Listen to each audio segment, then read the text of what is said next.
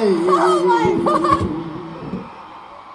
I am swinging in the rain. Hi sir, என் பேர் Mahima, viscom. நீங்கள் 1995 முறை மாமன் அப்படின்னு ஒரு படம் டைரக்ட் பண்ணியிருப்பீங்க. இப்போ 2025 கேங்கஸ் படம் டைரக்ட் பண்ணியிருக்கீங்க.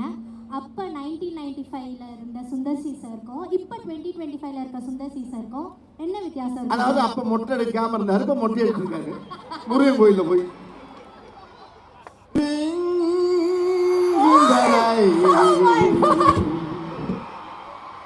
I am swinging in the rain. I want more in the rain. I want more in the rain. இந்த ராமசாமி ஆலயங்களை எப்படி இருக்கு, என்ன பண்ணிட்டு உங்களெல்லாம் பார்க்கும்போது எனக்கு எவ்வளோ சந்தோஷமா இருக்கு. அடடா, அதாவது முதல்ல சுந்தரன் சார்பாகவும் என்னுடைய சார்பாகவும் முதல்ல புரட்சி தலைவருடைய இதயத்தில் வாழ்ந்த இதய கனியாக திகழ்ந்த அருமை ஐயா ஏஜிசி அவர் பாதம் தொட்டு அவரை முதல்ல நான் வணங்கின இந்த இடத்துல. அதாவது இந்த கேங்கர்ஸுங்கிற படத்தை, இந்த ஆடியோ ஃபங்க்ஷனை ரொம்ப அருமையான இடத்துல வந்து துவங்கியிருக்காங்க. இன்னைக்கு கிட்டத்தட்ட ஒரு 10,000-15,000 ஸ்டூடெண்ட்ஸ் நிற்கிறீங்க. உங்கள் முன்னால் அதை ஆரம்பிக்கிறது வந்து ஒவ்வொரு ஸ்டூடெண்ட்டும் வந்து ஒரு மீடியா மாதிரி. அது இந்த கேங்கர்ஸுக்கு அருமையான ஒரு நகைச்சுவை திரைப்படத்தை இந்த உலகம் பூரா நீங்கள் கொண்டு சேர்த்தீங்க. வேற விண்ணுலகத்துக்கெல்லாம் கொண்டு சேர்த்துருவீங்கன்னு நம்பிக்கைகள் நிறையா இருக்குது. ரொம்ப மகிழ்ச்சியாக இருக்குது. ரொம்ப ரொம்ப ரொம்ப ரொம்ப சந்தோஷமாக இருக்குது. இதில் என்னென்னா, கிட்டத்தட்ட நானும் சுந்தர்ஜி அண்ணனும் ஒரு 15 வருஷமாக நாங்கள் சேரல. இவன் பிரித்து வச்சானோ இவன் தள்ளி வச்சான்னு தெரியல. சரி, பிரித்து வைக்கிறதுக்கு ஆளா இல்லை நாட்டில். ஒரு 4 பேர் ஒன்றா போனாவே 2 நிமிஷம் பார்த்தானா 4 பேர் ஒன்றா போகிறாங்க. 4 திசையிலும் திருப்பி விட்டு போயிடான் நம்ம ஆள். நம்ம ஆளுக்கு அவனை திறமை இருக்கு.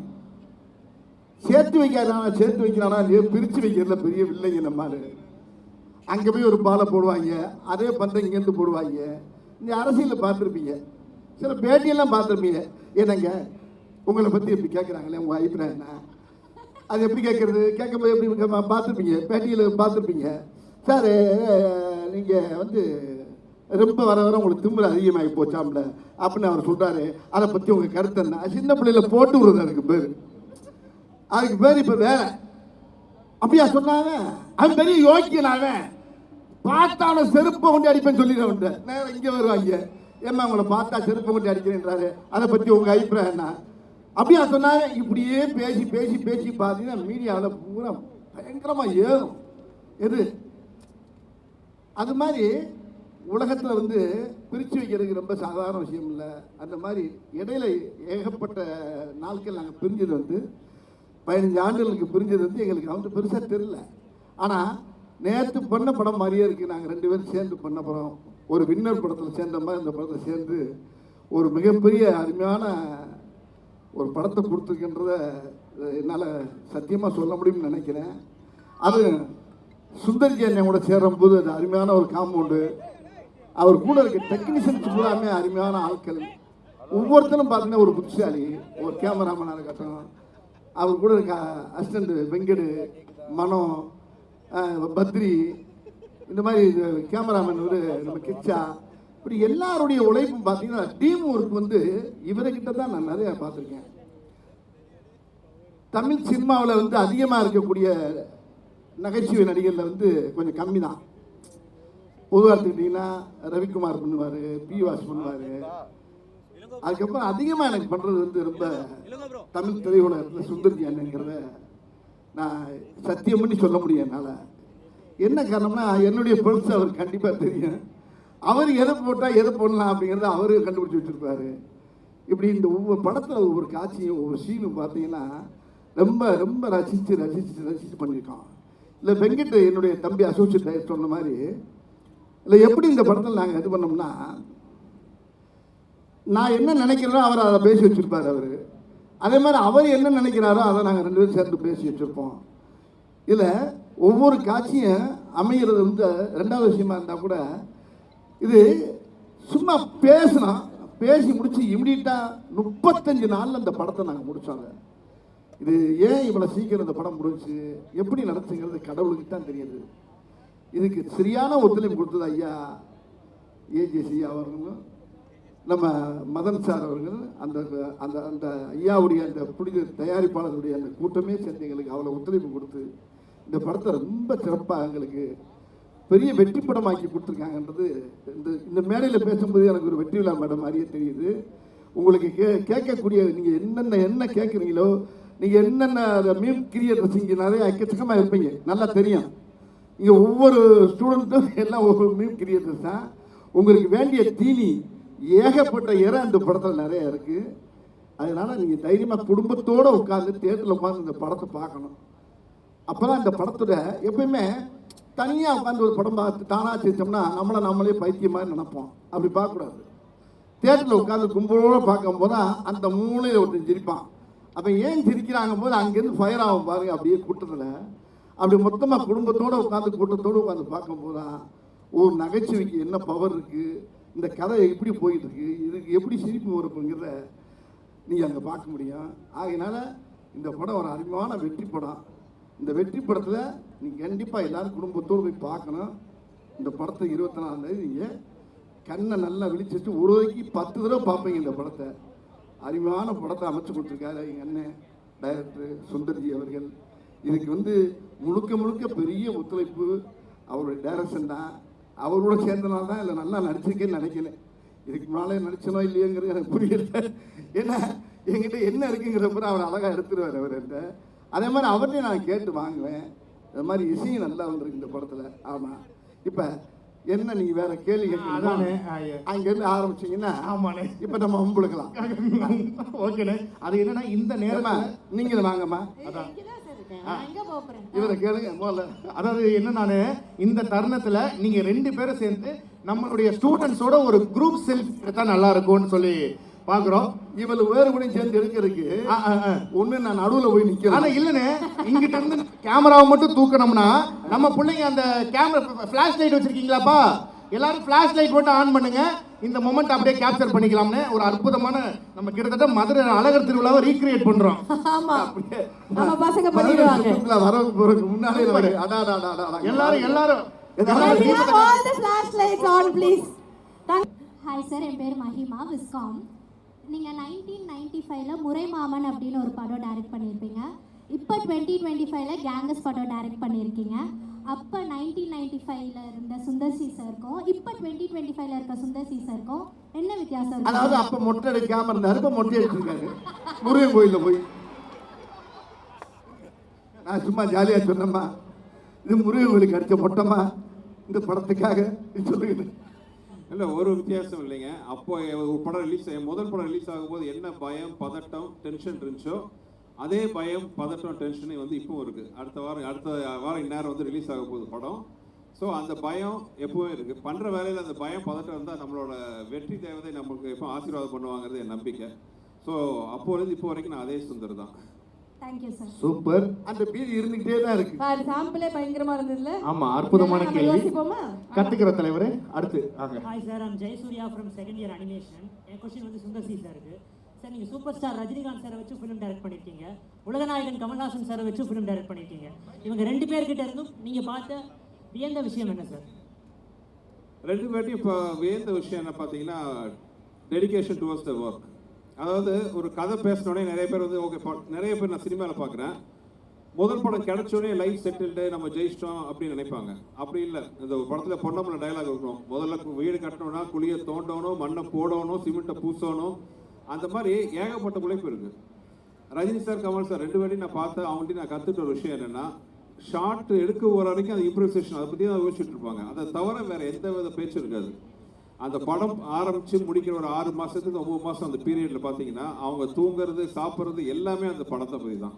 ஒவ்வொரு நிமிஷம் அந்த படத்தை பற்றி தான் யோசிப்பாங்க. என்ன பெட்டர்மெண்ட் பண்ணலாம், இன்னும் என்ன இம்ப்ரூவைஸ் பண்ணலான்னு பார்த்துட்டு இருப்பாங்க.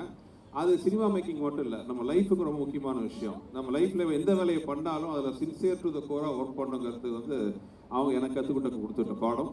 இந்த சந்தர்ப்பத்தில் இந்த கேள்வி மூலமாக அதை நானும் உங்களுக்கு சொல்கிறேன். Thank you sir. சூப்பர் சூப்பர்ப்பா. ஐயோ கிரைம் ரேட் ஏறிட்டே இருக்கு. நல்ல நல்ல கேள்விகளாக கேட்குறாங்க. தெரியுதா? பேமெண்ட் வராது. ஓகே போயிடலாம் கேள்வி. ஹலோ சார், என் பேர் பிரியங்கா. நான் 3rd year computer science engineering படிக்கிறேன். உங்கள் குருநாதர் டைரக்டர் மணிவண்ணன் சார் கிட்ட நீங்கள் கடைப்பிடிச்ச விஷயம், அதை இப்போ இந்த கேங்கஸ் படம் வரைக்கும் நீங்கள் ஃபாலோ பண்ணுறீங்கன்னா அது எந்த விஷயம் சார்? மணிவண்ணன் சார்ட்டு நான் கற்றுக்கிட்டது நிறைய விஷயம். ரொம்ப ஃபேமஸாக கூட ஒரு விஷயத்தை சொல்லியிருக்கேன். முடியாததுங்கிறது எதுவுமே இல்லைங்கிறது. அதாவது ஏற்கனவே நான் சொன்ன ஒரு விஷயந்தான். அது யாராச்சும் ஒருத்தவங்க தெரியல கேட்காத பட்சத்தில் அது சின்னதாக யூஸ் ஆகும். ஒரு புதுசாக வந்த உதவி இயக்குனர் மணிவண்ணன் சார் யூனிட்டில் நானும் அசிஸ்டன்ட் டைரக்டர் எல்லாம் கிரிக்கெட் விளையாண்டுருக்கோம் டிஸ்கஷனில். அப்போ அந்த அசிஸ்டன்ட் டைரக்டர் மணிவண்ணன் சார் கூப்பிட்டார், வாடா விளையாடலாம், வாடா விளையாடுன்ட்டு. இல்லை அவருக்கு ரொம்ப இது என்னன்னா நம்ம டைரக்ஷன் பண்ண வந்தால் நம்மளை போய் உட்காந்து கிரிக்கெட் விளையாட கூப்பிட்றாங்களேன்ட்டு.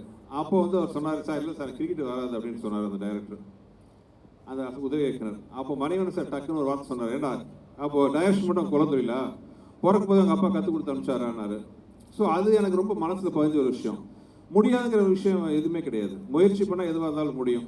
ஸோ அதுதான் வந்து நான் ஒரு இயக்குனராகி ப்ரொடியூசராகி நடிகராகி டிஸ்ட்ரிபியூட்டராகி ஏன் பாட்டெல்லாம் கூட பாடியிருக்கேன். எல்லாத்தையும் ட்ரை பண்ணி பார்ப்போம் அப்படிங்கிறது அவர்கிட்ட நான் கற்றுக்கிட்ட பல விஷயங்கள்ல ஒரு விஷயம். Thank you sir. சூப்பர்மா.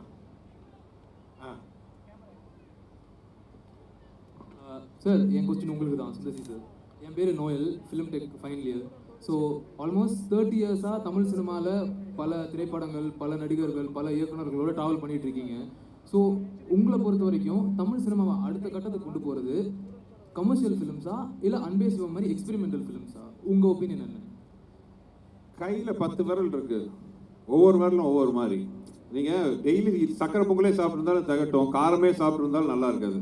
எல்லா டைப் ஆஃப் படங்களும் வரும். சினிமாங்கிறது வந்து எல்லாமே, அது கமர்ஷியல் இருக்கணும், காமெடி இருக்கணும், ஆக்ஷன் இருக்கணும், நல்ல ஒரு மெசேஜ் சொல்கிற படங்களும் இருக்கட்டும். எல்லா டைப் ஆஃப் படங்கள் இருந்தால் தான் பார்க்கறதுக்கு இன்ட்ரெஸ்டிங்காக இருக்கும். எல்லா படமும் காமெடியாக இருந்தாலும் போர் அடிக்கும், எல்லாமே சீரியஸாக இருந்தாலும் போர் அடிக்கும். ஸோ அடுத்த கட்ட நகரத்தை கொண்டு போகிறதுக்கு முக்கியமான விஷயம் நல்ல படங்களாக இருக்கணும், நல்ல கண்டென்ட்டாக இருக்கணும். Like gangs, I hope so. கண்டிப்பாக சார். எஸ். அடுத்து என்னோட கொஸ்டின் சுந்தர் சி சாருக்கு. நாங்கள் ஏசிஎஸ் மெடிக்கல் காலேஜ்லேருந்து 3rd இயர் MBBS. சார் இது ஒரு அதை மட்டும் தான் சொன்னியாம்மா, கொஸ்டின் கேட்கலையா? ஓ நீங்கள் கேட்பீங்க. சார் இது ஒரு ரேபிட் ஃபயர் ரவுண்ட் சார். உங்கள் படத்தில் நடித்த ஆக்டர்ஸ் பேரை நான் சொல்லுவேன், நீங்கள் அவங்கள பற்றி டக்குன்னு 1 லைன் மட்டும் சொல்லுங்கள். உள்ளத்தை அள்ளித்தா நவரச நாயகன் கார்த்திக் சார் பற்றி சொல்லுங்கள். என்னோட மூத்த அண்ணன் ஷாமர். ஷாமர் அதோட பெட்டராக எதுவுமே சொல்ல முடியாது. கரெக்ட். நீ ஒரு வார்த்தையை தான் சொல்ல சொன்னீங்க, ஒரு வரி.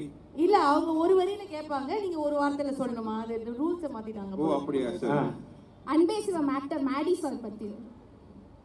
மேடி அருவி டிவின்னு சொல்லலாம். ரொம்ப ஒரு ஆர்வமான நடிகர். கிட்டத்தட்ட வந்து அவர் ஒரு சின்ன கமல் சார் மாதிரி சொல்லலாம். எல்லா விஷயமும் தெரியும் அவருக்கு. ரொம்ப straight forward person, very nice fellow and fantastic actor. வந்தா ராஜாவா தான் வருவேன். எங்கள் எஸ்டிஆர் பற்றி சொல்லுங்க. ஆஹா. எஸ். எஸ்டிஆர் ஆக்சுவலாக சகலகலா வல்லவன் சொல்லலாம். அவருக்கு தெரிஞ்ச மாதிரி விஷயம் என்னன்னு யாருமே இல்லை. இப்போ ஒரு 4 நாளைக்கு முன்னாடி இன்ஃபேக்ட் ஸ்டேஜில் சொல்லலாம், கிட்டத்தட்ட 1 இயர் ஆச்சு நான் அவர்கிட்ட பேசி. கேங்கஸ் ட்ரைலர் பார்த்து ஃபோன் பண்ணி ரொம்ப பிடிச்சிருச்சு அவருக்கு. அதுவும் வடிவேல் என்ன வந்து எல்லாருக்கும் வணக்கம். நான் வந்து ஒரு அதிர்ச்சியில் இருக்கேன். நாங்கள் வந்தோம், முன்னாடி உட்காந்தோம், ஆஷிக் அஞ்சனா முகத்தை பார்த்தோம், எங்கள் கூட இந்த ஆர்டிஸ்ட் முகத்தெல்லாம் பார்த்து பேசிகிட்டு இருந்தோம். இங்கே ஸ்டேஜில் வந்தால் தான் தெரியுது இவ்வளோ பெரிய கூட்டம் இங்கே இருக்குன்ட்டு. உண்மையாகவே கிட்டத்தட்ட ஒரு 30 வருஷத்துக்கு முன்னாடி என் முதல் படம் பண்ணும்போது நான் ஒரு காலேஜ் ஃபங்க்ஷனுக்கு வந்து ஒரு ஹீரோ கூட போயிருந்தேன். அப்போ ஸ்டூடெண்ட்ஸ் கலாய்ச்சதெல்லாம் பார்த்துட்டு லைஃப்பில் நீ காலேஜ் ஃபங்க்ஷன் மட்டும் போகக்கூடாதுன்னு நினச்சி இந்த 30 வருஷத்தில் எத்தனையோ காலேஜ் ஃபங்க்ஷனுக்கு நான் போனதில்லை. ஏசிஎஸ் கான்வெகேஷனுக்கு தான் வந்துட்டு போயிருக்கேன். ஃபர்ஸ்ட் டைம் இன்னைக்கு வந்து உங்களோட வைப் அந்த சந்தோஷத்தெல்லாம் பார்க்கும்போது இவ்வளோ வருஷம் இதை மிஸ் பண்ணிட்டோமே உண்மையாக மனசு ஃபீலிங்காக இருக்குது. ஸோ இனிமேல் நிறைய காலேஜுக்கு போகணும். ஏன்னா உங்களோட பவர், நீங்கள் கொடுக்குற வைப் வந்து எங்களுக்கு பவர் இருக்குது. ரொம்ப சந்தோஷம், ரொம்ப தேங்க்ஸ். உங்கள் ஆதரவு இல்லாமல் நாங்கள் இந்த ஸ்டேஜில் யாரும் நிற்க முடியாது. Thank you thank you thank you very much. இந்த ஸ்டேஜில் வந்து நானும் வடிவேலனும் இப்போ அஞ்சனா சொன்ன மாதிரி நாங்கள் ஒரு ஸ்டேஜில் இறதுக்கு நானும் பல வருஷமாக காத்துட்டு இருந்தேன். ரொம்ப வருஷத்துக்கு அப்புறம் மறுபடியும் நாங்கள் வந்து சேர்ந்து வந்து உங்களுக்கு ஒரு நல்ல ஒரு இனிமையான படம் கொடுக்க உழைச்சிருக்கோம். நீங்கள் தான் பார்த்துட்டு அது எப்படி நல்லா இருக்கா இல்லையா நீங்கள் சொல்லணும், ரசிப்பீங்கிற நம்பிக்கை எனக்கு இருக்குது. இந்த சொன்னாங்க பேக் டு பேக் என்னோட சக்ஸஸ்ன்ட்டு. அந்த வெற்றிக்கு பின்னாடி நம்ம உழைக்கிறோம். ஆனால் உழைப்புக்கு பின்னாடி நம்ம மேலே நம்பிக்கை வைக்கிற மனிதர்கள் இருந்தால் அது கொடுக்குற பலம் தைரியமே வேற. அந்த வகையில் வந்து என்னோட மூத்த அண்ணன் மதிப்புக்குரிய சேர்மன் திரு ஏசி சண்முகம் சார் அவர்கள், என்னுடைய அன்பு தம்பி பிரசிடன்ட் மதிப்புக்குரிய திரு ஏசிஎஸ் அருண்குமார் அவர்கள், இவங்களோட சப்போர்ட் இல்லாமல் என்னால் இந்த வெற்றிகளையோ இந்த படங்களையோ கொடுத்துருக்க முடியாது. என் மேலே அவங்க வச்ச நம்பிக்கை எனக்கு மேலும் மேலும் பயத்தையும் உழைக்கணுங்கிற வெறியும் கொடுத்துருச்சு. ஸோ அதுதான் வந்து இன்றைக்கி உங்கள் முன்னாடி நாங்கள் படமாக வந்திருக்கோம். ஸோ அந்த படம் ஆரம்பித்த கதை எல்லாமே பார்த்தீங்கன்னா வெங்கட் சொல்லிட்டாரு. நிறைய இனிமையான கதைகள் இருக்கு. ஆனால் நிறைய பேச வேண்டியிருக்கிறதுனால இப்போதைக்கு நான் ஷார்ட்டாக பேசிக்கிறேன். ஆனால் ஒரு சின்ன சம்பவம் சொல்கிறேன். எல்லாருமே நினச்சிருப்பீங்க கேங்கர்ஸ்ன்னு ஒரு வார்த்தை ட்ரைலர்லேயே வரும் அப்படிங்கிற ஒரு வார்த்தையே இல்லைன்ட்டு. ஆக்சுவலாக அந்த படம் நான் பண்ண ஆரம்பிக்கும் போது முதல் விதை போட்டது அண்ணன் வடிவேலில் தான். இந்த மாதிரி ஒரு படம் ஆரம்பிக்கலான்னு பிளான் பண்ணி அங்கேருந்து நான் ஒரு சின்ன அந்த ஒரு நாங்கள் ஒரு கான்வர்சேஷன் ஆரம்பித்த விதை தான் வந்து இன்றைக்கி இந்த படமாக அவங்க முன்னாடி வந்து நிற்குது. ஆனால் எனக்கு என்னென்னா இந்த படம் வந்து உண்மையை சொல்லப்போனால் ஒரு தமிழில் அவ்வளோ ட்ரை பண்ணாத ஒரு ஜானர், மணி ஈஸ்ட் அந்த மாதிரி ஒரு படம். ஆனால் நம்ம ஊர் கல்ச்சருக்கு ஏற்ற மாதிரி ஒரு பெரிய ஒரு சிட்டிலேயோ ஒரு பெரிய கேட்ஜெட்ஸ்லாம் வச்சு ஒரு அறிவுபூர்வமாக இல்லாமல் ஒரு ஸ்மால் டைம் ஒரு சின்ன ஊரில் ஒரு சராசரியான மனிதர்கள், ஒரு வாத்தியார், ஒரு ஆட்டோ ஓட்டுநர், ஒரு அடியாள், இந்த மாதிரி இவங்களெல்லாம் வச்சுட்டு ஒரு படம் பண்ணால் எப்படி இருக்கும் அப்படி தான் ஆரம்பித்தோம். பட் எனக்கு டைட்டில் மட்டும் ஃபிக்ஸ் ஆகாமல் இருந்துச்சு. என்னடா டைட்டில் வைக்கலாம், ஷார்ட் அண்ட் ஸ்வீட்டாக இருக்கணும்னு யோசிச்சுட்டு இருக்கும்போது ஒரு வேளை வடிவேல் நான் கேட்டார், என்னென்ன டைட்டில்னு.